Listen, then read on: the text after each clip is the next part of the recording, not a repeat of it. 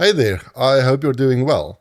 After updating to the latest version of Flowise, you'll notice this new menu called MCP Tools, just below the usual Tools menu. So, what is MCP Tools and how does it differ from the normal Tools menu? So in this video, we'll try to find that answer, and we'll also have a look at adding a few MCP tools, including a custom MCP tool, to our AI agent. Now, what's the difference between this normal Tools menu, which includes stuff like Brave Search, and the MCP Tools menu, which also seems to include Brave Search as an example? Well, to make sense of this, we have to look at the history of Flowise. Flowise uses a library called LangChain under the hood, and LangChain is a technical framework that developers can use to build AI-driven solutions. And this is used by a lot of other platforms and not just Flowise. It's used by N8N and LangFlow as well. And historically, Flowise was nothing more than a UI wrapper around this LangChain library. So instead of you having to write code, all you had to do was drag and drop nodes onto a canvas. And if we go to the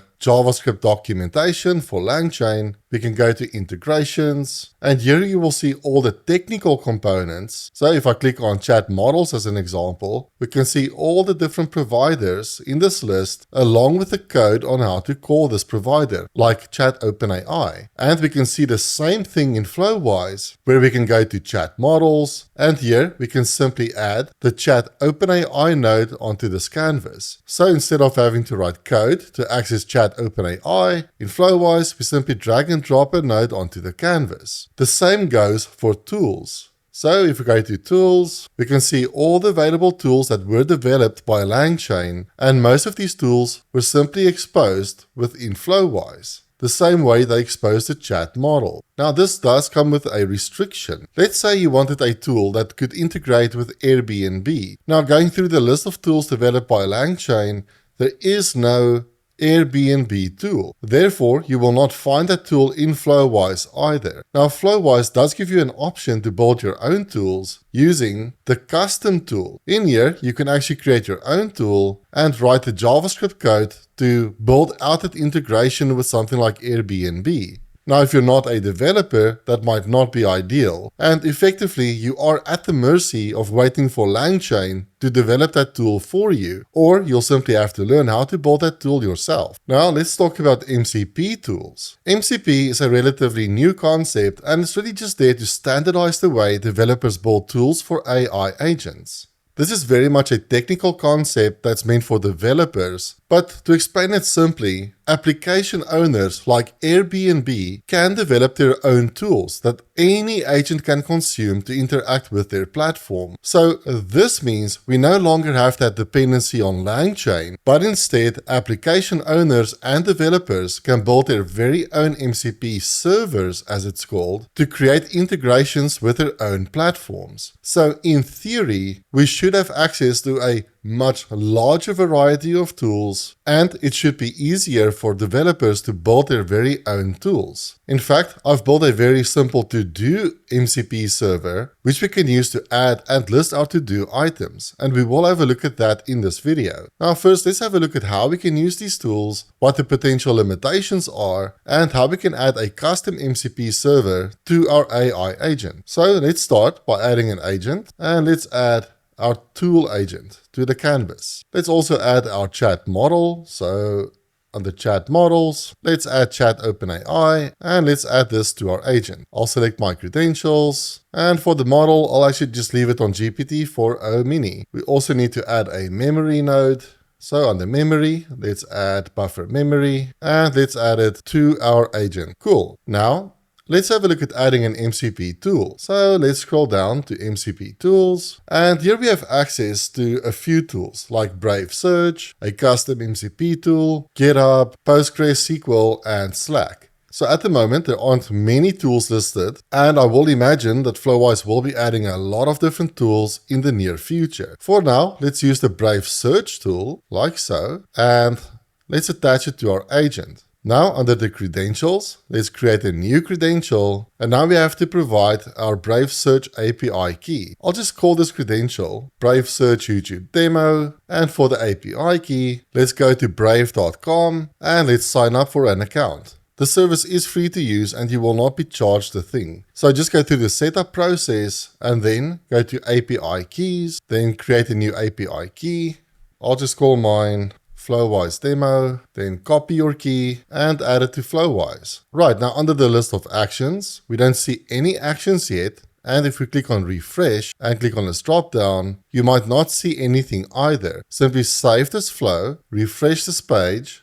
Then under available actions, we can now see all the different tools that are exposed by this Brave Search MCP server. We've got local search, which is ideal for finding local businesses, and we also have web search. Let's click on this tool. Of course, we are able to assign more than one tool as well. So we could also just add local search. I'll just use web search for now. Let's test this by saving the chat flow. And let's ask our agent something like, what is the new OpenAI responses API about and how does it affect the assistance API? And let's send this. And right, looking at this response, this does seem correct. First, we can see that Brave Search was indeed called, so the tool definitely works. And we can see the API is faster and more flexible and cool. And this is how we can add an existing MCP server to Flowise. Now, I do want to mention one limitation before we move on to adding our own custom MCP server. Some of you might be wondering if you are able to add any of these existing servers yourself. So if we go to GitHub and servers, we can scroll down and find a whole list of example servers. So at the moment, we have Brave Search embedded into Flowise, but as you can see, there are plenty of other servers as well, including the file system server, which allows your agent to write and read files on your operating system. Now, usually what you would do if you are using something like Cursor or Claude Desktop is you would simply add this by scrolling down, and you would add a server using this NPX command. Unfortunately, the NPX commands do not work in Flowise at the time of recording. If this does change, I will create a follow-up video. You can build your own MCP servers and attach it to Flowise as well. I built my own custom MCP server, which allows me to store and retrieve to-do items. Now, I've created a separate video on building that MCP server, and I will link to it in the description of this video, and the card should show up on your screen right now. Now, this is a coding tutorial, which I'm not going to go into detail in this video. So if you are interested in learning how to build this, or if you just want to copy my solution across and use it immediately, then check out that video. But the server offers a few tools. There's a tool to add new to-do items, there's a separate tool for getting the to-dos, and we also have a tool for removing to-do items. Now all we have to do is copy the path to the index file, so I'll simply copy this path. Then let's go to add nodes, and under tools MCP, let's add the custom MCP tool. And let's go ahead and attach it to our tool agent in the meantime. Then to add a custom tool, we need to provide the following. Let's provide an object with opening and closing curly braces. Then we need to provide two properties. The first is command, and the second is arguments, and this is an array of values. Now for the command, as I mentioned earlier, we cannot use NPX and we can only use node. This simply means we can run a file that exists on our local machine, like this index file that I just copied from my code editor. Now in the arguments, we need to specify the path to that index file. So I'll just paste this in, and I'll just add another backslash to each of these backslashes just to escape it. So I'll just do this. And lastly, let's save this. Let's save this chat flow. If we refresh the actions, we can see all the tools pulling in from our MCP server. How cool is that? So let's add to do. Let's also add get to do. And let's add remove to do. Let's save this flow and let's test this out. So I'll just start a new chat, and let's start by asking, please list my to-do items. And we can see it's called a tool, and the tool returned one item. Let's add an item by saying, please add a to-do item called call mom.